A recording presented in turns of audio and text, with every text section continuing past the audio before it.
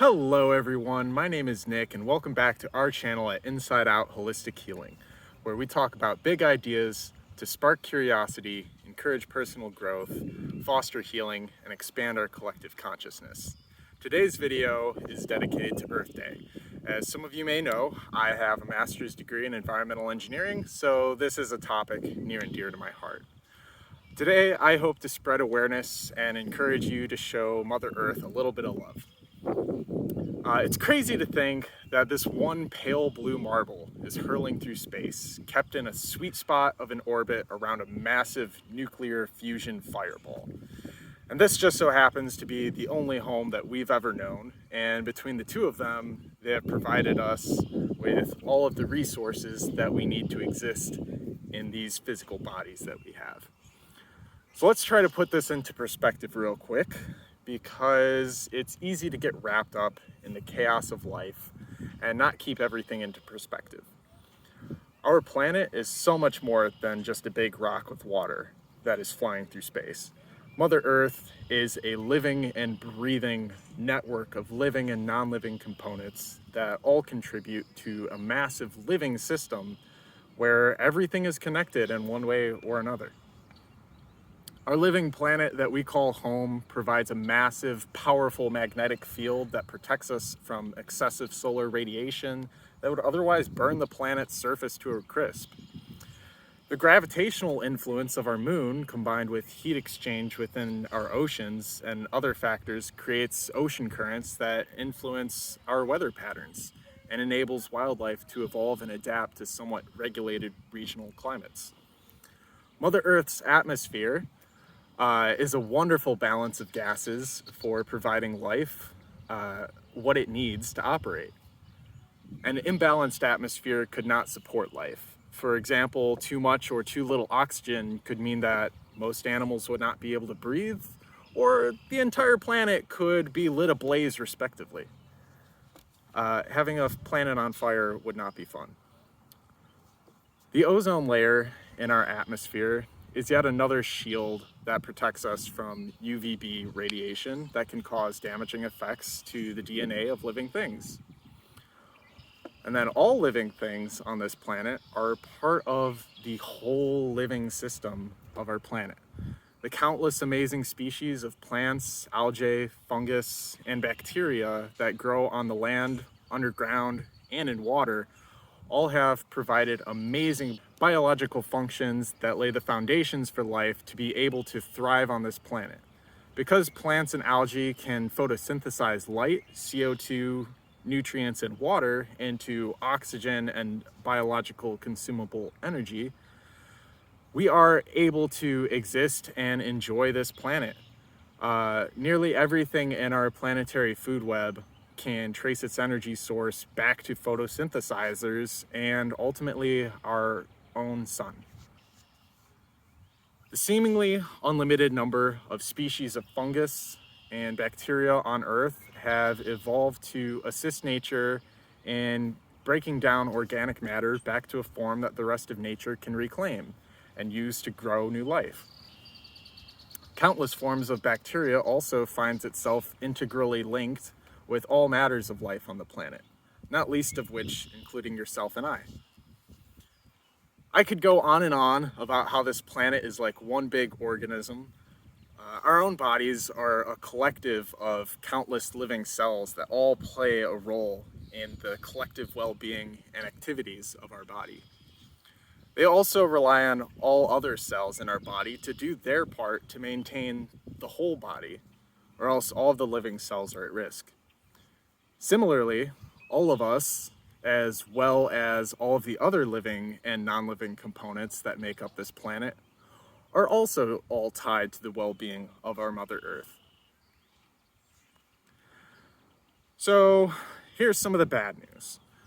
We live in an era where collectively, across a few generations, humankind has been recklessly pushing for innovations in industry that disrupt the natural balance of life on this planet. Becoming aware of how we disrupt the natural balance of the system can give us the understanding of how we can all contribute to correcting these imbalances. Rising global temperatures resultant primarily from human greenhouse gas emissions also melts the ice caps of our planet, leading to raising sea levels, lowering of the salinity or saltiness of the oceans, and causing greater fluctuations of ocean temperatures. These all influence those ocean currents that influence the weather that we experience. And this destabilization of Earth's climate brings about unstable weather patterns. So combine that with air, soil, and water pollution from industry, and we have a nasty mixture of conditions that makes our environment less hospitable places for life to grow and thrive. Collectively, as a global community, the amount of waste that we produce is astronomical. Many landfills go as far as the eye can see, with mountains of mixed garbage piled high across the horizon. Bodies of water are constantly polluted with liquid chemicals and islands of plastic waste that break down into harmful microplastics that make aquatic life sick or worse as it accumulates in their bodies. Plastic waste is one of the worst kinds because we produce it in mass quantities for just about anything, but it does not naturally break down into components that nature can reclaim and use, meaning it is locking natural resources into an inert substance that breaks down just enough to get into living creatures and cause internal complications. The meat production industry is largely unsustainable due to the huge commitment of natural resources that it takes to raise livestock at a rate and demand that we have been operating at.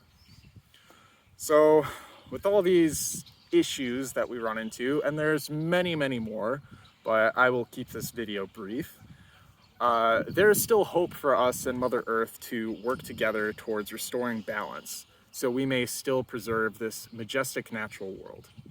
It can be a lot to consider when we want to make a difference, so let's give you a couple solid actions you can take to help restore balance on your own time. I encourage you to take action, but ultimately everybody needs to make this choice for themselves and how much they value our planet.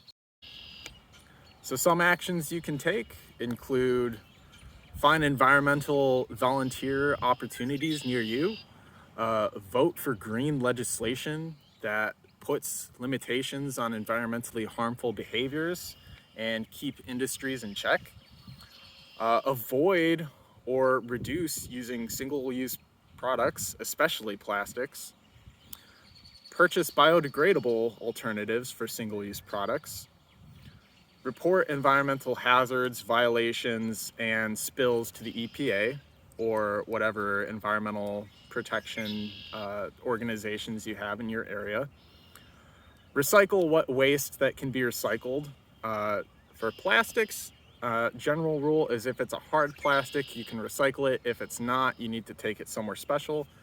Do not recycle plastic shopping bags.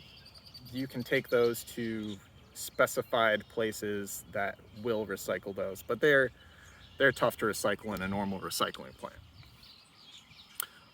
So compost what waste can be composted, and that is organic stuff. So like eggshells, vegetables, anything that comes from plants or animals can usually be composted.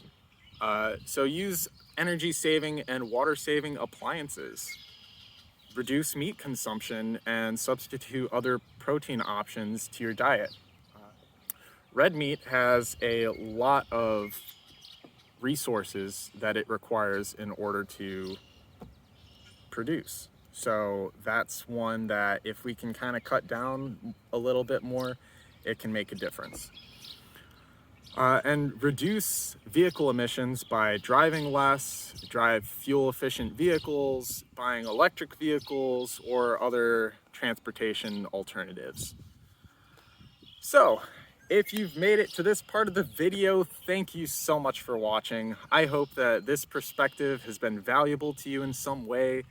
I truly believe that if we all do our part to help restore balance, that we can improve the health of our planet and the health of all other life on this planet.